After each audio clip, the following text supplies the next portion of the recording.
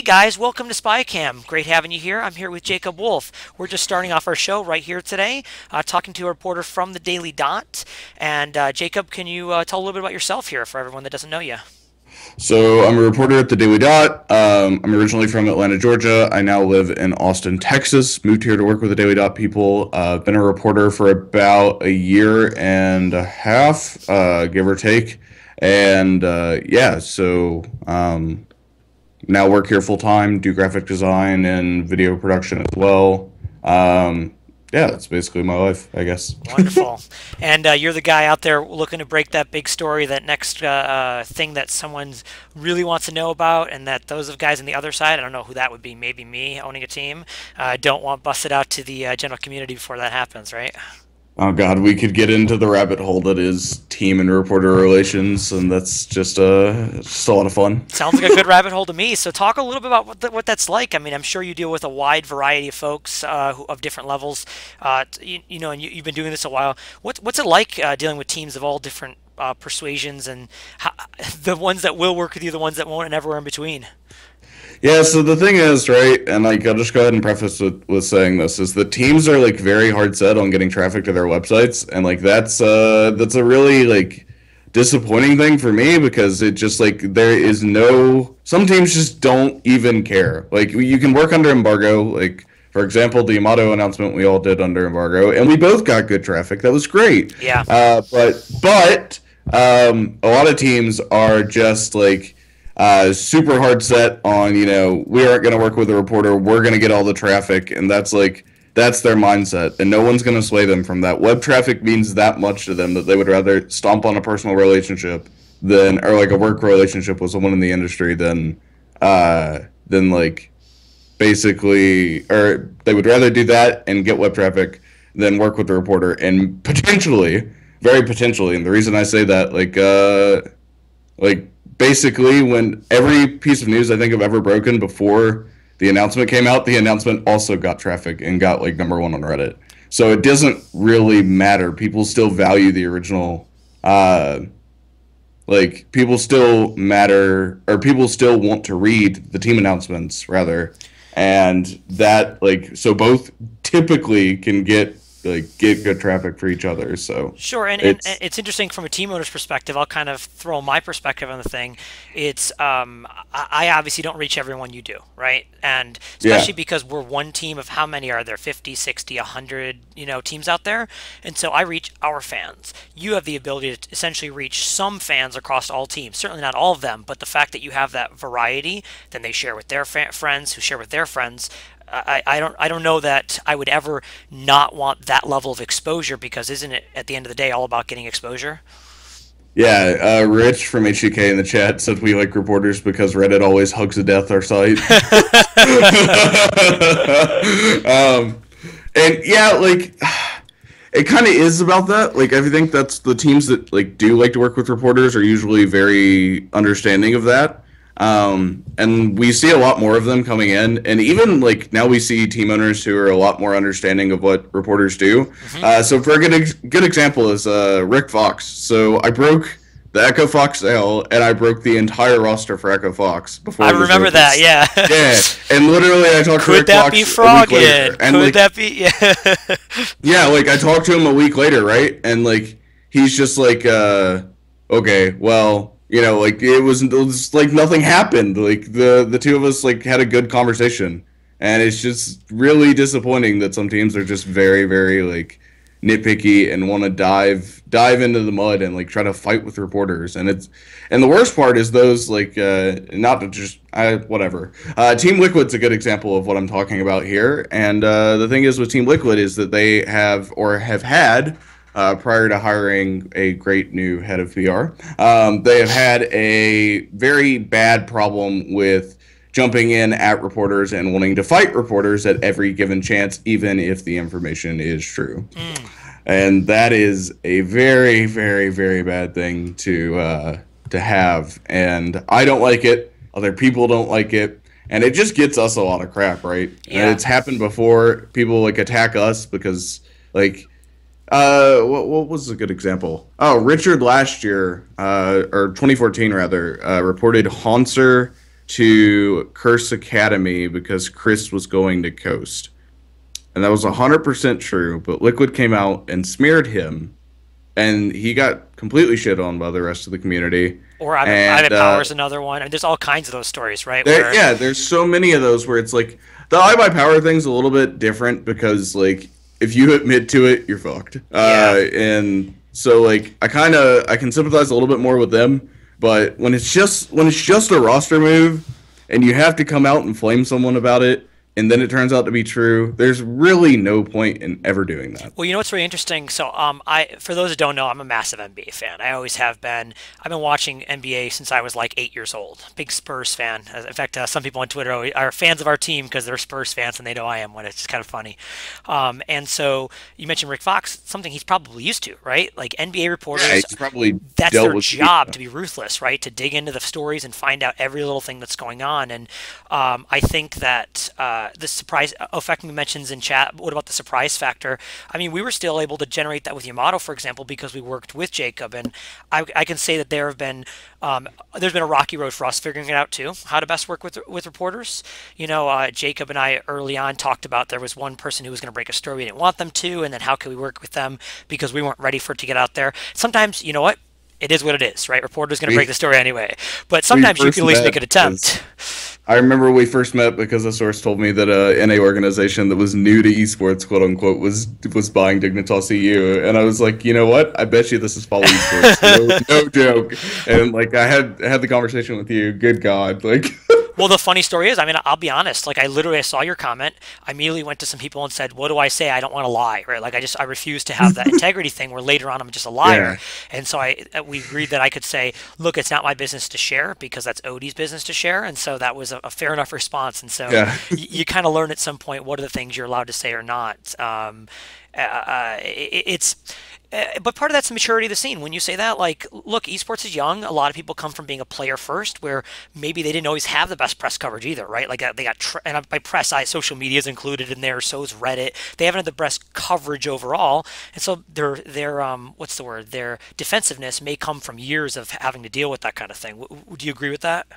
It's just overall like immaturity, though, as well. Like some of the teams that I've had a little bit of like run-ins with just don't seem to understand it, and I don't know. That's like it really depends because like other teams that are really good with press are usually significantly older owners, like C9 Jack and Rick Fox, and like people that understand where we're coming from because they're significantly older in years of age. But a lot of the younger owners just really like to fight, and it's really annoying because they're like, reporting something is not about fighting. Reporting something is about doing my job, and that is my job. And so it's really annoying when it comes down to like someone willing to fight on social media. It's like it's not about that. Yeah. At all. So kind of jumping away from we dove right in the deep end of the pool, so we'll jump back to the shallow end for a second and talk a little bit about. I always like to get some people some background on how do you get into that portion of the industry or something. So we'll start with, how did you get into esports, Jacob? Like what dove you into it? So when I was like 13, 14, 15, I played Call of Duty like semi-professionally, and like what that means for people that are unaware. Basically, I was like really high ranked on game battles. I would play in kind of what was like ESEA now, like the second league, but like I was never like, because I was so young and I was in school, I didn't really have the time to commit. Right. And so I walked away from that and found other hobbies. And then I started playing League of Legends not too long after that, and then I started watching LCS and just League of Legends and like season 2 before LCS. And that kind of piqued my interest. And then I went away from that, I took away from that I wanted to be involved in this somehow. And I really thought I was a decent writer, and I had always written in school really well on topics that I enjoyed. And so it kind of just made sense for me to try to write about this because it was something I really enjoyed watching. It was something I enjoyed discussing with friends, that aren't really in the esports industry but watch LCS. And I met Drexen by recommendation of Richard Lewis, who I actually went on one of his call-in shows and kept in contact with him on Twitter afterwards. Mm-hmm. And I met Drexen from Esports Heaven, and he gave me a chance. and originally I wanted to be a feature writer, and that was like my thing. I wrote like a preview on All Tech. I wrote a preview on Sneaky. I wrote a preview on the IEM events and a couple other things.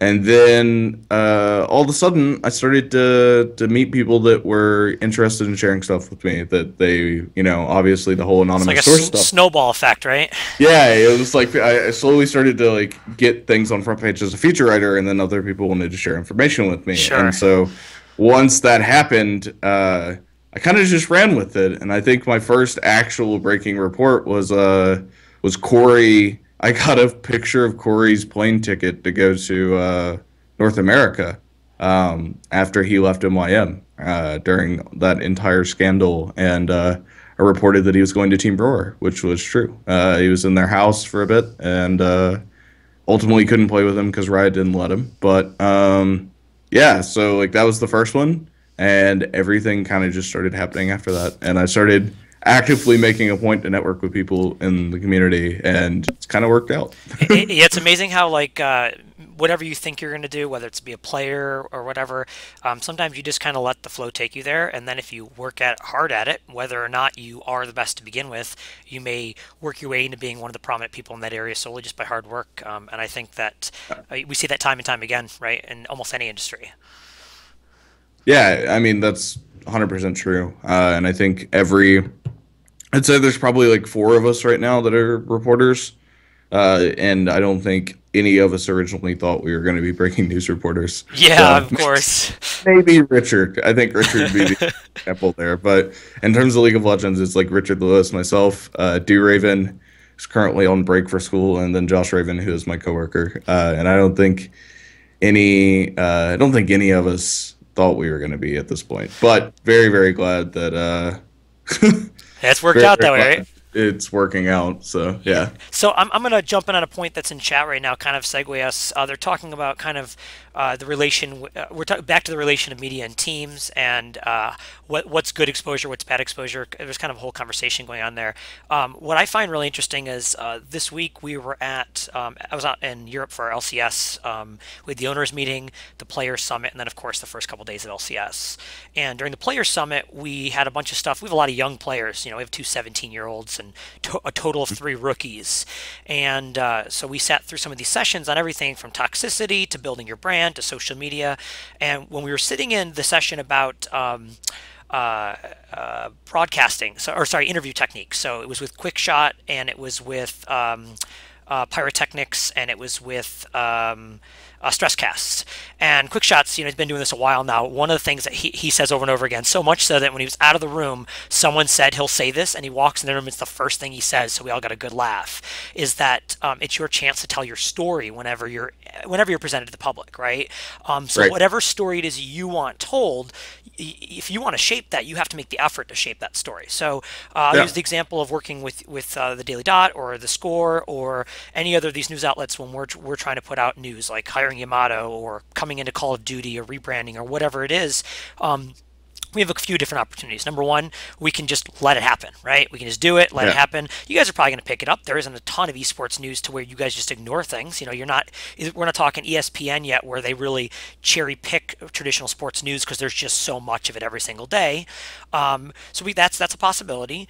Number two is that we can just tell, here's the facts, right? And let you guys write your own kind of basic thing. Here it is. You guys figure out what it is.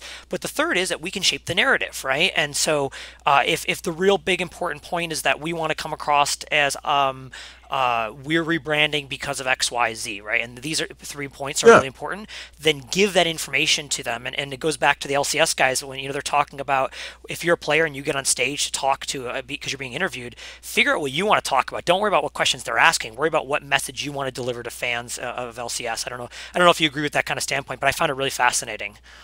I think it's fine as long as you're not like overdoing it. I think the one thing I've noticed with teams a lot in terms of their announcements is it's like sometimes it's just bullshit, right? It's like some of it is true if it's like facts, we're doing this because XYZ, but like a lot of the times it's like, oh well, we've loved this community for so long, and it's like a community that's getting popular, so we're getting into it. It's like the TSM announcements are like at the end of this month, as far as I know, for the two teams, according to Lena. And I'm really looking forward to their Call of Duty press release, or like Call of Duty announcement, where it's going to be like, oh well, we love Call of Duty. It has nothing to do with them having a CWL, like having a World League now. Right. And it's just like, it's total bullshit, and like I can already expect that, and like.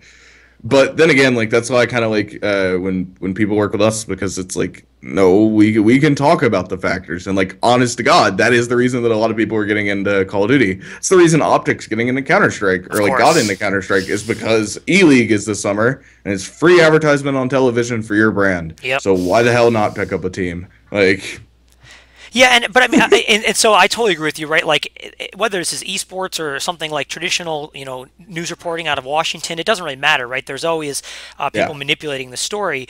But to be fair, like, the fact that you can manipulate the story can be to your advantage if there's negative factors out there, right? And by manipulate sounds like an evil term, but for those people that don't realize, manipulate's a word that manipulate isn't actually a negative word. We've turned it into that in the English language, right? If you have a doll and you move the arms around, you're manipulating the doll, right? That's not a negative thing. If you have Play-Doh and you're changing it, can you tell my dad I'm using toy references here? Yeah. So the word manipulate isn't necessarily a negative connotation. So I totally agree with you that that's your job almost as a reporter, right, is to pull out the bullshit, as you call it, from the true factors. But I see it more along the lines of take the opportunity, try to put your story out there. If they choose not to take it, it's a whole different story, but at least you have a chance to shape the narrative, I guess you'd say. Yeah. So, I mean, that's basically it, yeah. Okay, cool. So kind of moving on,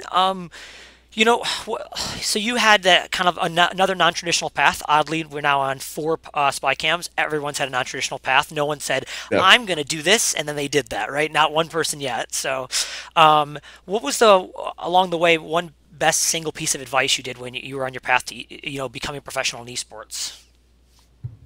That's a good question. I would say it's pieces of advice. When I came into the Daily Dot, I was like super rough. And the story behind that is, and I won't bullshit anyone, I was doing freelancing for the Score eSports. I had signed a freelance contract with the Score eSports, and the Daily Dot had apparently been like scouting me for like 2-3 months. And when I signed that contract, when I published my first piece on the Score, I got hit up by the Daily Dot the day after, because obviously this is a competitive business, and the Daily Dot wanted me to work with them instead of their competitor.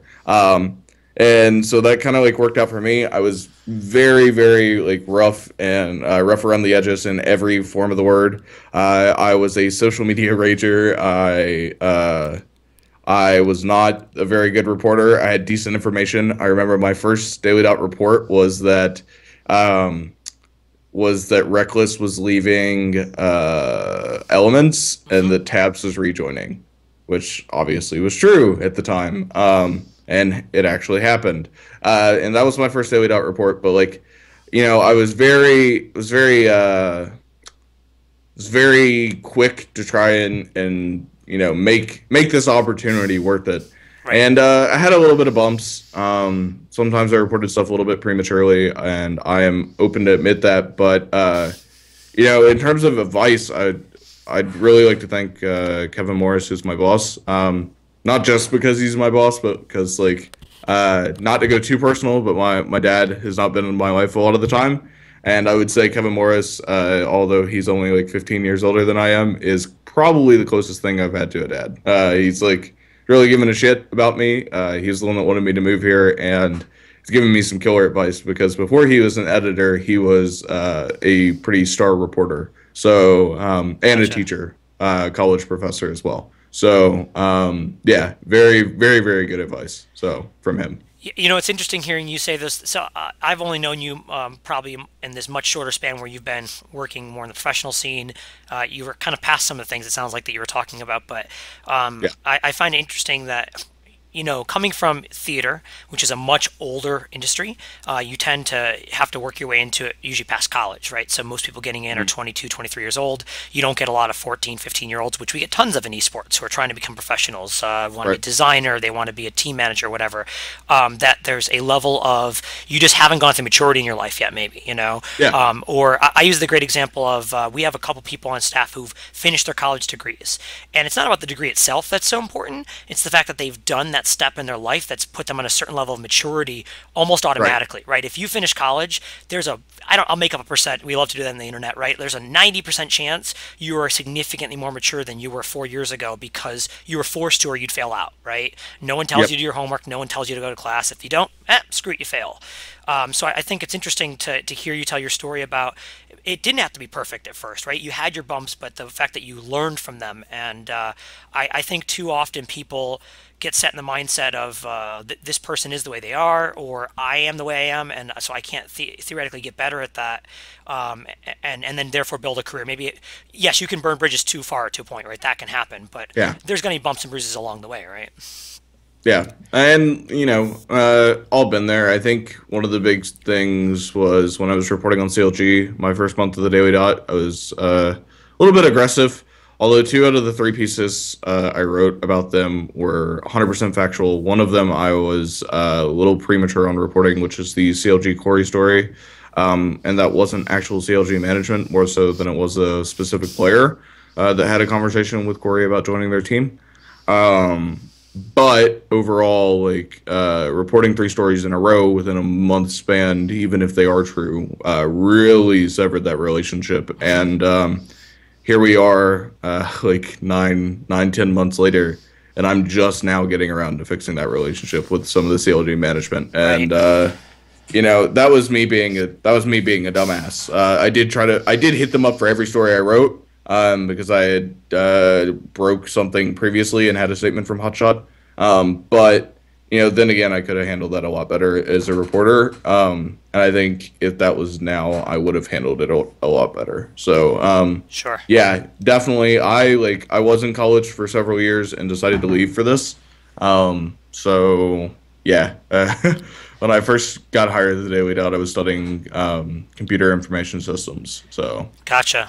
It's interesting because for those of you that don't know, we have a content section as well, but it's an editorial, so it's purely opinion pieces. Occasionally we have some interviews, but really it's editorial. So in that aspect, we're not trying to break any stories. We are not out there trying to get quotes from people, all that stuff you're talking about. That really comes from that journalism as a news source, right?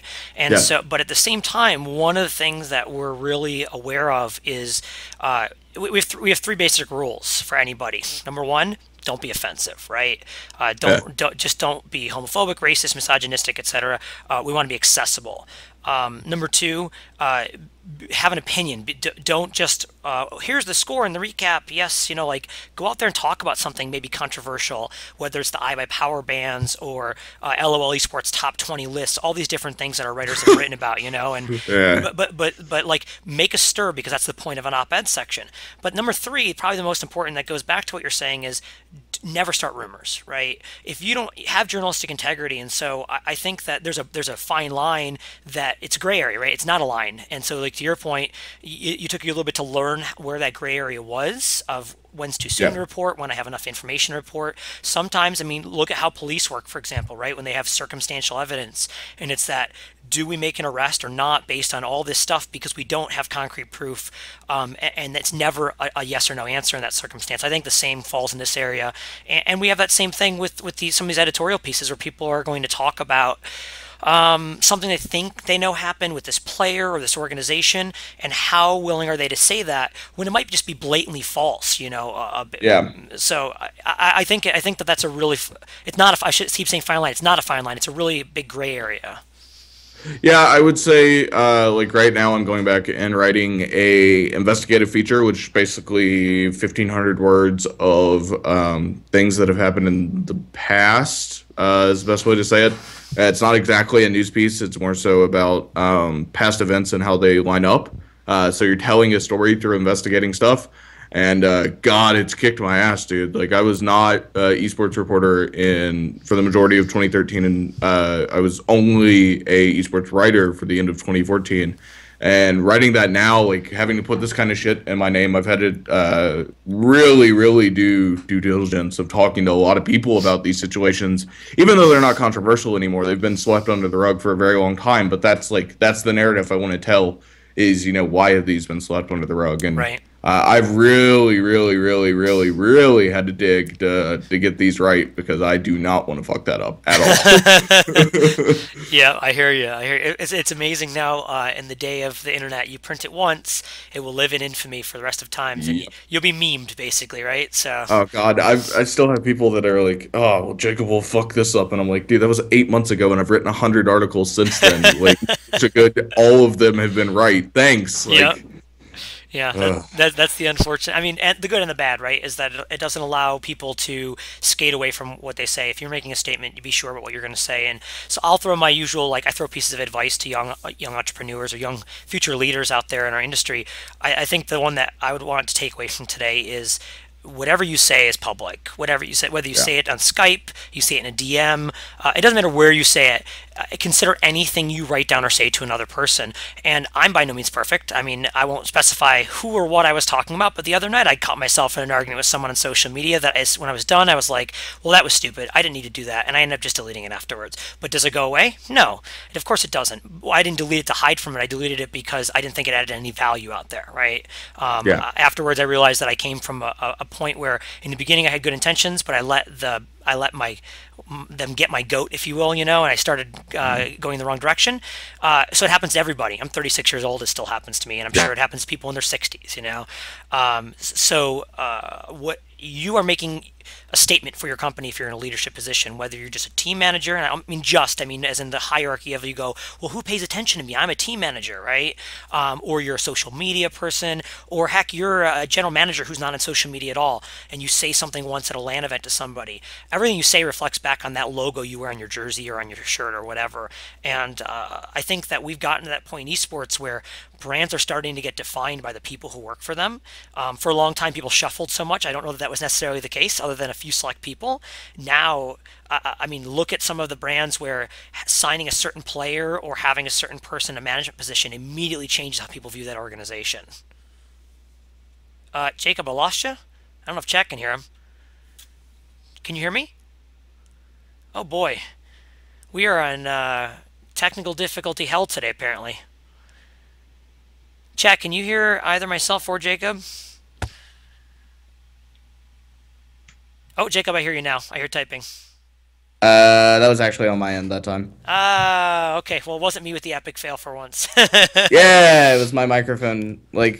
Something's wrong with my microphone, which is bad. But it's fine now. I just have to reset it occasionally. So did that. Anyway, yeah, I agree. Look at Doublelift joining TSM. It's probably the big example from this offseason. Right. And yeah, overall, that was a giant change for CLG. That's really changed the way people have looked at CLG because the old guard is out, right? Afromut's not been Afromut's been there the longest, and he's not been there all that long. Right. But also there's some people that have really turned things around by who they work with, and a good example is Ocelot. Wow, that's so funny. That's the example I would have used too. Yeah, so Ocelot when he first came in this industry as a manager rather than a player, and I like Carlos, so this is not bashing on him.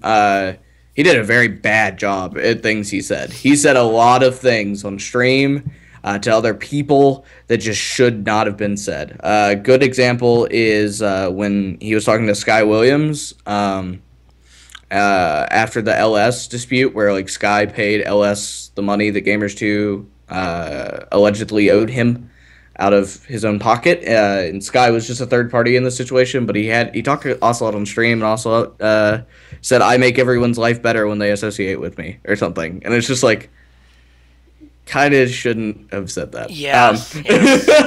And but now now Ocelot has matured a lot as a person. I think he's learned the scope of management a lot more, and he's hired Lothar, who used to work with Neilum when they picked up the whole entire Neilum brand. Right. And Lothar is one of the most intelligent people in esports I've ever met. And I think, honestly, that's why they rebranded from Gamers 2 to G2 Esports, because now they're leaving behind the baggage that Gamers 2 had with it, and they've done a really good job at building a good league team, and they've done a really good job in other esports as well. And overall, just now their brand is something like I am waiting for G2 shirts to go on sale because I would like to buy one. That's awesome, man. And you know, a year ago I would have looked at Gamers 2 and said, "What the fuck?" Like, no. But you know, their players are cool people. Ocelot's screwed his head on tight. Good, and Lothar's done a good job. So things can change, yeah. It's interesting you mentioning him because so I met him for the first time this week at the the Owners Summit, and instantly one of the people that I respected the most while I was there. Very well put together, presents himself well, an excellent face of the brand from an owner's perspective. And what I mean by that is I worked in theater, film, and television for 10 years and 5 years in manufacturing. So I've been in front of many different types of leaders, many different types of people who present for whatever brand they're working with, and he was very strong without being overbearing, presented himself in an extremely professional manner, and was really easy to get along with, and all those kind of traits you want when they walk in a room. And let's say he's doing a negotiation or he's going to go try to get a new sponsorship or whatever, and I can see why he's been successful, because it isn't just about his fame, right? Because you take all those things away. I'm not an old League fan, right? I've only been watching League since the playoffs of 2014, and so that's his playtime is way before I started watching, and so I didn't even know of him. Right? People had to tell me, oh, yeah, he's a famous guy. I was like, oh, okay. I have a lot of respect from him for just meeting him and being like, that's really fascinating. And then, of course, you hear all the stories about how he had his periods of time where, like you're talking about. And so I have the utmost respect for people that are able to take that and grow from it and turn themselves into professionals. And either he's the best actor in the world or he's become one of the consummate professionals out there.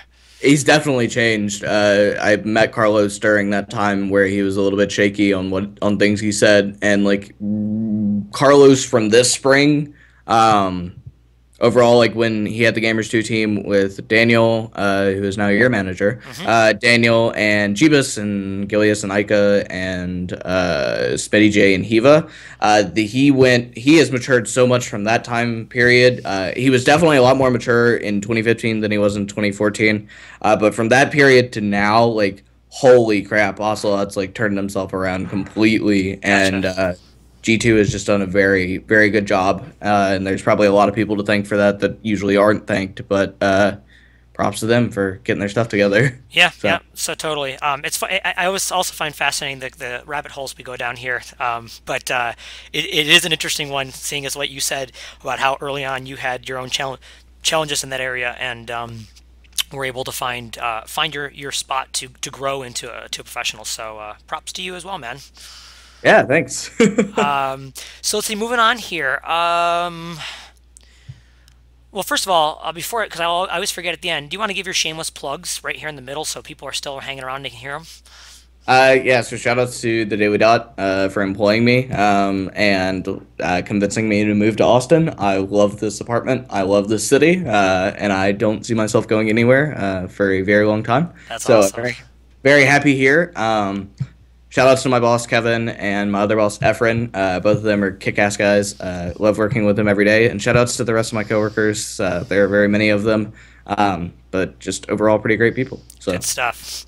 All right, so we'll jump out of the specific to journalism stuff, and I'm going to kind of jump into some of the big topics. So we just had E-League happen, just over a week ago. Optic qualifying for it through the tournament at CES. I was there. It was pretty well done. For a first go, I would say, hey, guys, pretty bang-up job for a first go. Of course, everyone nitpicked the 3% of things they didn't get right, but I mean, it was the first time, right? So I think pretty bang up job. We had that wonderful moment of Thorin and Shaq with a truly playful banter that really was spontaneous and became those great moments in entertainment. And I'll call myself a veteran of entertainment. Those are so rare. Those happen that you just get giddy when they happen and you embrace them. So but I want to talk about the impact of where we are with E-League. So as you may hear, every team and their brother wants into E-League. You mentioned this already with Yes. Optic, and there are only so many slots. And like TSM. Yeah, oh yeah. I mean, any team, any player, anybody that's in Counter-Strike, E-League. I won't say anyone specific, but I've had people come to me and say, "Do you know how we get into E-League? Do you have any kind of knowledge about who's in and who's not?" And I mean, I have some things I can't talk about because we're contracted by IMG, and so I have an NDA. I can't talk to certain things, but I can say that there is a lot of misinformation out there right now. There's a lot of owners, whether knowingly or not, whether they're doing it on purpose or not, are talking incorrectly about the E-League slots. And then there's a lot of players who are putting too much weight on it, I guess, right? Like it's the end all. And I would say that there's a little bit of this forgotten knowledge that E-League is not the only thing in Counter-Strike, let alone all of esports, that's happening next year. Certainly it's important, but there's a lot more going on. How do you, as somebody who kind of can view the whole scene from your perspective, how do you view E-League fitting in and the good, the bad, and the ugly sides of things? I think E-League will be very important to Counter-Strike development this year. I think the one thing that E-League has that the other things don't is mainstream audience. Because obviously we're going to be on Turner's television stations, which is a big deal. Then again, like I said, or like you said rather, people are putting a little bit too much emphasis on this being the end-all be-all, so much that it's affecting team rosters, right? So the TSM thing, we reported a couple weeks ago that they bought Symphys and Automatic from Complexity, and they literally are building a roster for E-League, and that is bad. There are so many other European teams that are available, like Titan just got dropped. That would be a great pickup, but like they're building an NA team that's going to be very bad.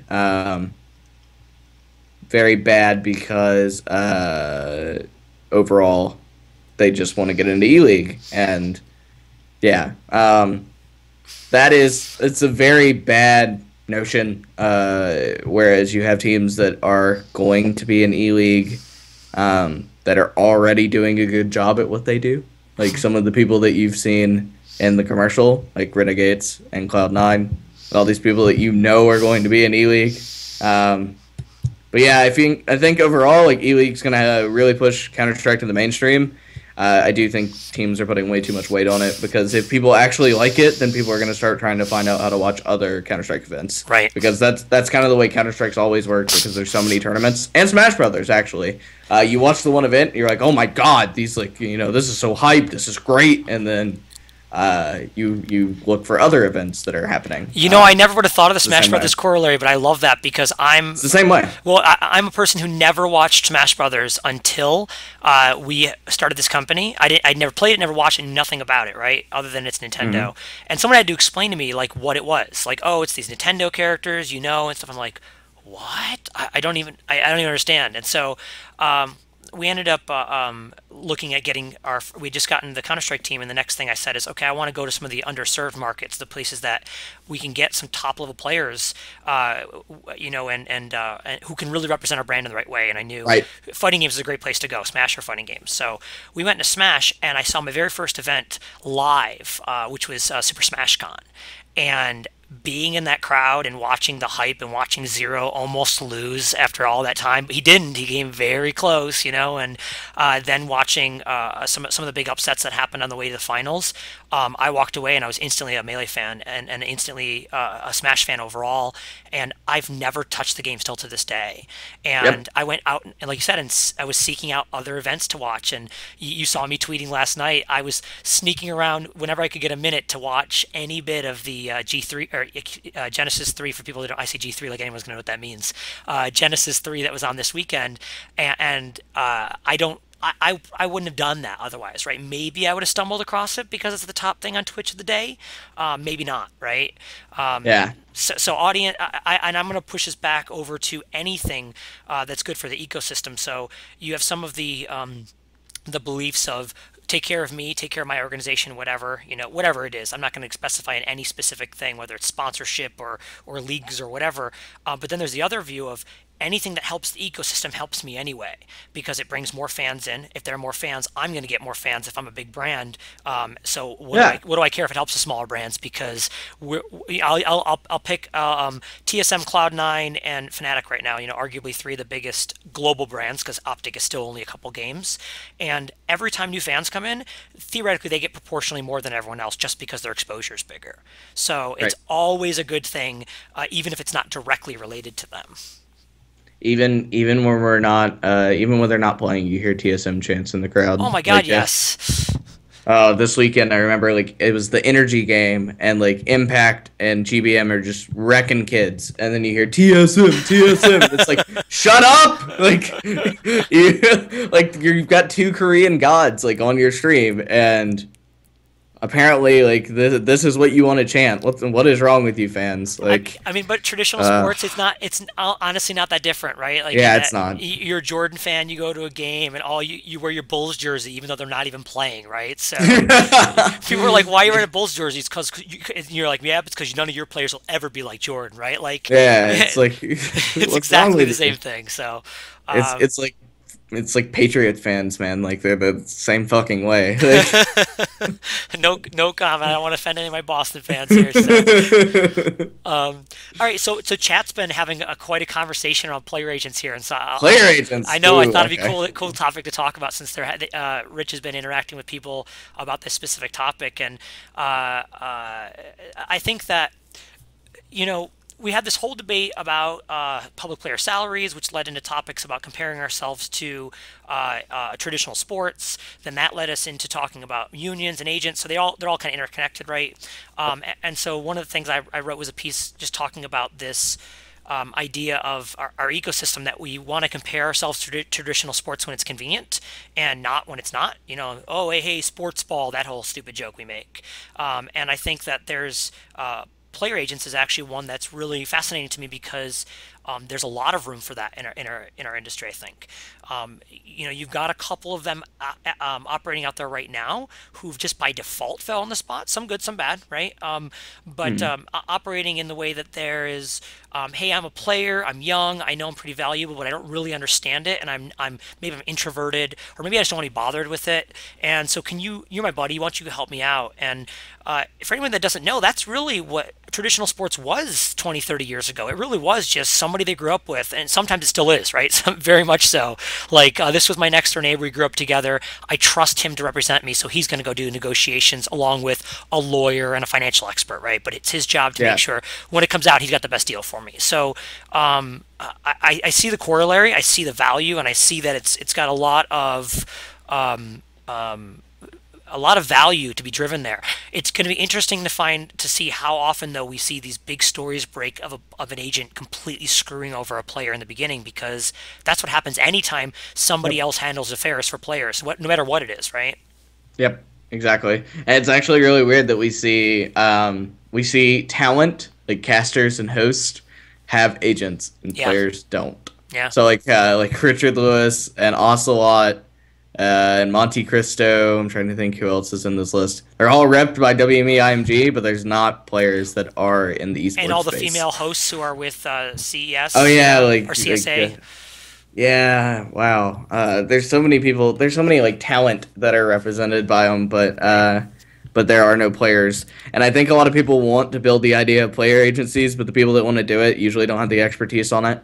And then you also had the other thing where Jonathan Pan from Ember and Bow were like, oh well, we'll fund a union, and it's like, no, you can't do that. That's complete conflict of interest. The whole point is owners, you're over here, players, you're over here, union, you're in the middle, and you make this work. And that kind of seems like what people are completely missing here, because it's kind of like the mob, where the mob is like, hey, we'll pay to protect you from us. If you give us money, we won't hurt you. It's So yeah, it's completely confusing, because there's a bunch of players, none of them have representation. There's a bunch of teams. All of them a lot of them know how to take advantage of players in terms of contracts, because players are too stupid to understand. No offense, players. And then there is that gray, Reddit, there's another gray area clip, right there, and it's Reddit. just And like the thing is none of the investors that come into this space are like you're one of them, so you understand. Like none of the investors come in and they're like, oh man, let's start that player union. Like let's get it going. And it's like no, the people are just like, okay, let's start a team. Like let's sign up some players and fucking make some money. Like that's the mentality. Nobody comes in and it's just like player union. So you want to hear? I'll tell you a story that I think really hit home to me. I'm a people call me a very emotional person. I have my heart on my sleeve. I think it comes from being in the arts, right? That's a pretty traditional thing. And so I'm much more expressive than most. And so this is something that really bothered me.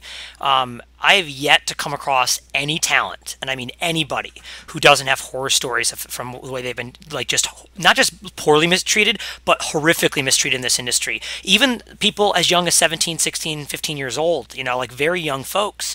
And it's gotten so commonplace. I have an article that's actually coming out sometime this week. I already wrote it. I don't know when it comes out. It's not up to me. But one of the things I talked about is people are so resigned to as long as it's not bad, I'll accept it. It doesn't have to be good. As long as it's not bad, that's all I'm looking for. And so I was talking to Yamato yesterday about he's saying how happy he is at the house, which I was like, that's great. I'm glad you're happy because he's been a big addition to our team. But I said, I don't want you to be happy with what it is right now, because right now the house is a mess. We just haven't gotten a few things like gym memberships organized yet, and just like a lot of little things that make their lives far more difficult. I said, I want you to be happy when this place is like a machine. It's organized, it's run well, you have every tool you possibly need, and all your focus is on day-to-day operations of this team. That's it. And because the expectations are set where they are, and this is everybody across the industry, I'm not mentioning Yamato for his specific purpose, this is everybody, right?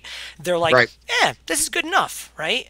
And coming from traditional media, like when you walk on a TV set, you want it to be like, there are certain expectations. When they're not met, you are failing, right? You are failing.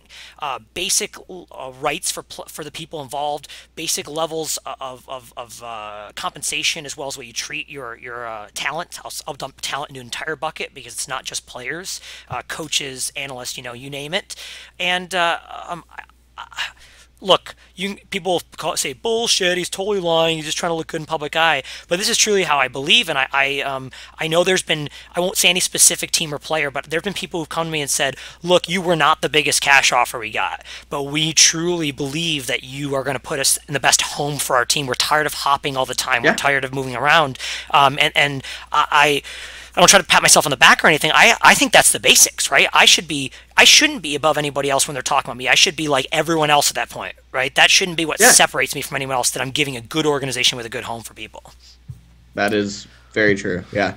So, I went off a little bit I got on a soapbox for a second there, and I try not to do that, but... oh, good, man. Like, it's true. A lot of the times, like, talent just gets mistreated, and, like, the Corey situation is like the one that we can always point to and say, hey, that team really fucked that player. Yeah. But, overall, like, that is not the that's probably the worst thing that's happened in terms of player abuse. But it is that we know of. I mean, let's be fair. That right? that we know of. But then again, there are a lot of other things that happen that go under the rug. Yeah. And I think I'm really looking forward to, like, the plug here, the investigative feature I've been working on for like 6 months, and finally am getting around to finishing it. Took way longer than I expected. They always do. But now that that's like about to come out, people are gonna go, damn, like that guy got fucked so many times. Yeah. Like, and that's, yeah, hopefully that's... I don't even know what you're talking about, and I'm already agreeing with you because I just expect it, right? Like, that's where we are, right?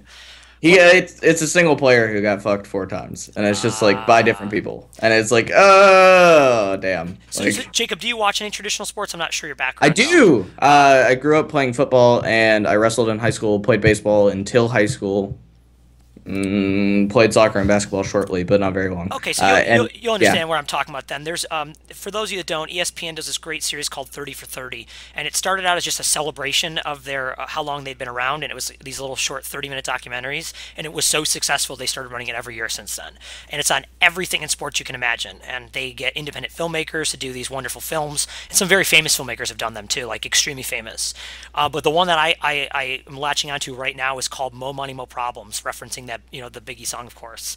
And the whole concept was about all these players telling their stories, football players, basketball, baseball, you name it, of how their lives were ruined by just either someone taking advantage of them making poor decisions because they had poor help along the way. I mean, that's obviously improved to some extent in traditional sports to where it's far less likely to happen now, but it still happens, right? The best example people use is car washes. So I don't know if you're familiar with this, but very often someone will come to a player and be like, I got this great deal for you. We'll open up a car wash. We'll call it your name, da-da-da-da. You don't have to sink much money into it. It basically runs itself, and players lose money on these all the time because car washes is not a high margin business.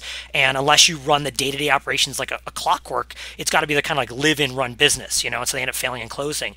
Restaurants is another one. How many players have the so-and-so restaurant in their town and it's open for 6 months? So I bring this up because I think that we get stuck sometimes in our bubble of esports thinking that the challenges are just ours. And that challenge is everywhere for talent, Yep. Even the guys who are getting $10 million a year end up broke sometimes because they go, oh, this is a great idea, and they dump all this money into it, and they are also living too high a lifestyle to begin with, and so we go, oh, boo-hoo, those guys. But then they're 32 years old, they have nothing left, no marketable skills, and they're doing like speaking engagements for very little money once in a while about their their situation. I mean, I'm talking the extreme, but it does happen. I saw a news post about that the other day with Shaquille O'Neal, and when he got drafted into the NBA, the signing bonus that he got, apparently he went out and bought like a brand new car. Oh.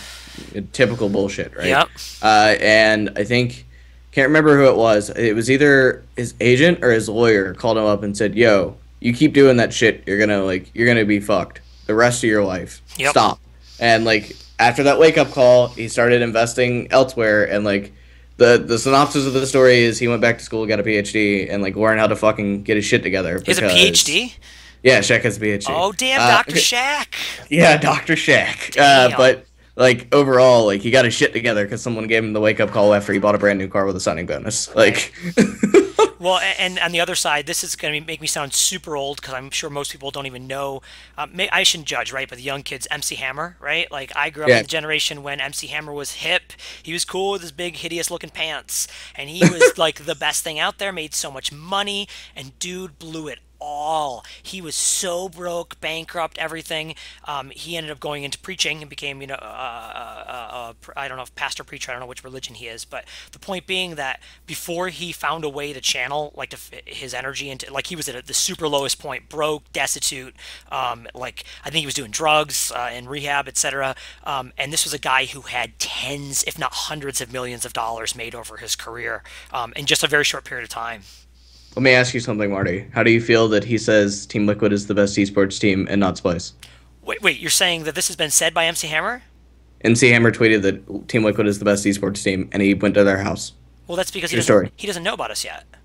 We need to introduce him to Splyce, and then we'll be all good. So don't you worry, buddy.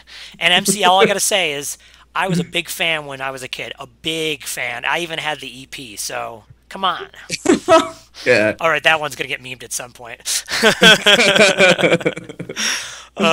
All right, well, look, guys, I like to wrap it up on time, even though we ran a little late, so we're running a few minutes over. Any questions out there? Anything you want to ask Jacob, myself, anything that you want short discussions on? I think we hit most things in chat, but if you have something specific you'd love to have us touch on, I'm glad to do so. I'm going to give the basic plugs while you have a chance to rate anything you want. Make sure you visit daily.com/esports. I'm not even just plugging for them. I do read it like 4 times a day. I think I check it. There isn't always something new, but I check it that often. And I was doing that long before I was ever in the industry. The content's really great. Make sure you follow Jacob. He does have a lot of really good insight on what's going on in the industry on his Twitter. He'll also be talking about some of the stuff that's going on in events because he's a fan as well, which I always love people that in this industry are also stay true to being a fan, right? And I'm the same way. I'm always watching and enjoying. For my side, make sure you go to splyce.gg. We have everything you ever want to watch. You can go check out our site for that. We also have some great content written by Thorn, Lurpus, EG in Control. I'm blanking right now. Scansor, Sunsu, Chris Clue, you name it. Lots of really great esports content. More coming. Rest in peace, Emily Rand and Nasser. Yeah, Emily Rand and Nasser were our two of our best writers, and of course they hey, that's full-time jobs. But that's why they got pulled for full-time jobs, right? Hey, good for them. And I told them, I said, hey, congratulations, I'm stoked for them. Hey, go root for our team. So, how would you suggest someone who wants to get into the management side of esports? Great question. I get emails every day. Hey, can I get in your company? I want to give my resume, of all varying sorts. The very first thing I want to say is get out there and get some experience. Volunteer, right? People have to go, well, I don't have a lot of esports experience. So my question is, why not? Right? There's a million volunteer opportunities out there if you don't have any experience. I don't care if you're 34 years old and you have yet to do anything in esports. You're like, well, I already have this great job, make all this money. I should start up with a salary. Dude, I started as a volunteer. First, I started blogging.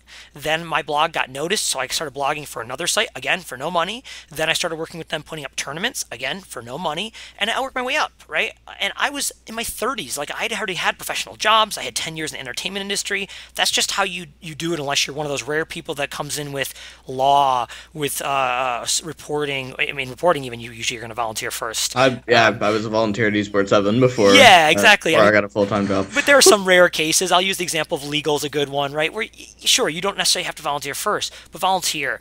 If you've already done that, have a killer resume and a killer cover letter that isn't just, I want to do something in esports. The biggest complaint I have of anything I get, the biggest complaint is professionalism, right? When I get some 4-line email from someone sent from my iPhone at the bottom and there's nothing attached and but also, once you send me your cover letter and resume and it's a really well-written email and you've got a professionalism to you, tell me why I want you. Don't just say I generally want to work in esports, right? Give me some ideas of what your strengths are. Maybe I don't have any positions posted, but you want me to know you're out there and you want to say, hey, I've worked in management in this aspect. I mean, maybe you worked in restaurants or you worked in manufacturing or something like that, and you got these great skills. Showcase those for me so that I can think about where you might fit in the organization. Talk a little about what your interests are. Jacob and I were just talking about his, he was a player first. That was an interest. Then reporting the story made sense because he really liked to write and he thought he was really good at it. Someone else might go, I don't like writing, right? The thing I really like is I like dealing with teams.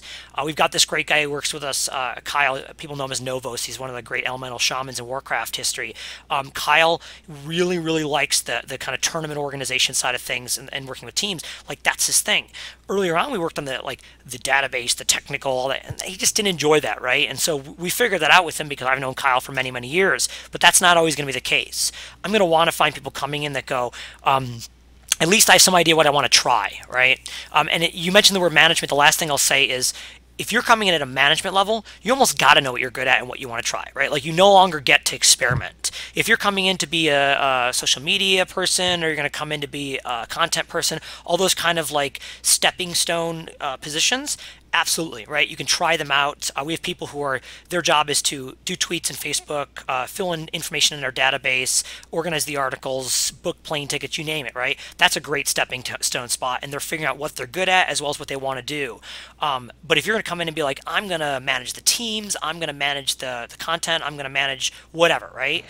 You better know that's what you want to do, because the higher up the ladder you get, the more specific your role is until you get to those very upper echelons where you're covering a lot of things and it's more broad.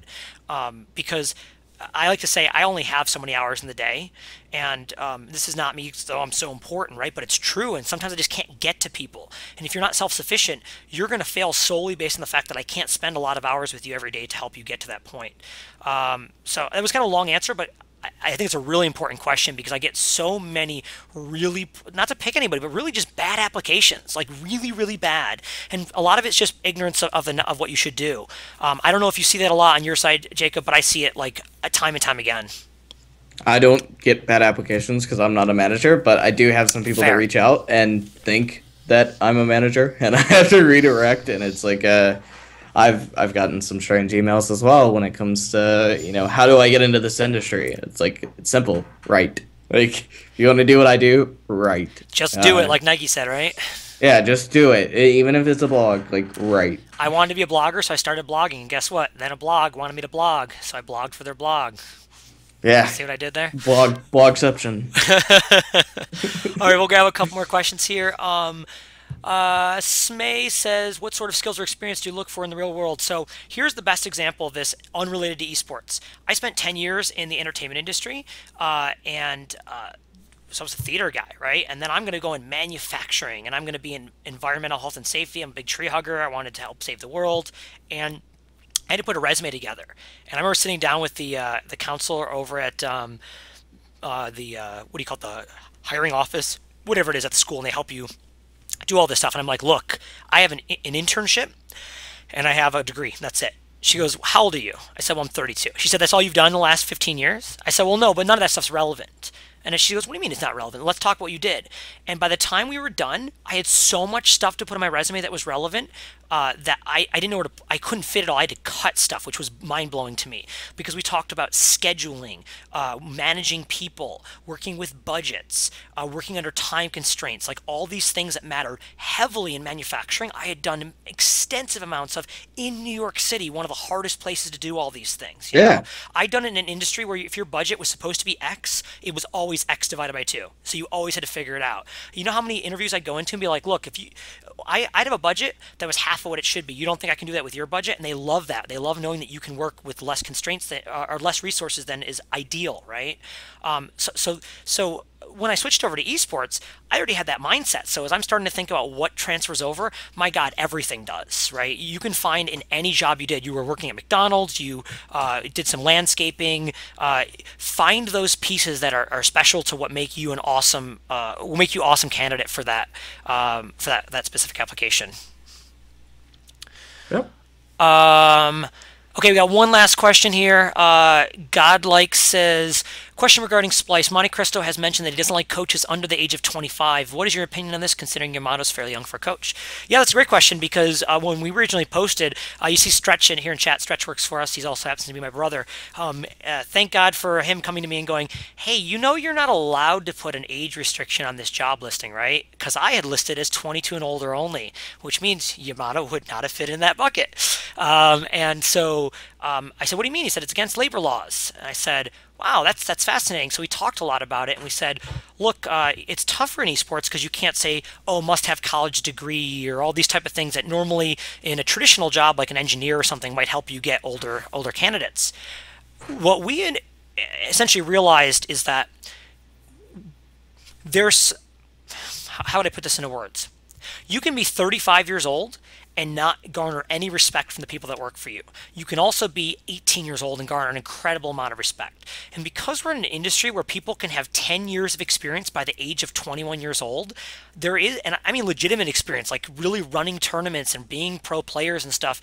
I think there is a fine line where you can find those people like Yamato, where this guy, I'm not kissing his ass at all, but he blows my mind, right? Like his level of deep thinking, his level of professionalism, his intellect, all these things he brings to the table. I literally said, I don't believe your age almost, right? Like you must be 15, 20 years older than you are, because he would say an insight to me that he's like, I figured this out last year through da-da-da, and about himself as a person, unrelated to League of Legends. And I was like, I'm going to openly admit to you, I didn't figure that out till 2 years ago, and I'm 36, right? You figured that out like over a decade younger than I did. That's rare, right? It doesn't always happen.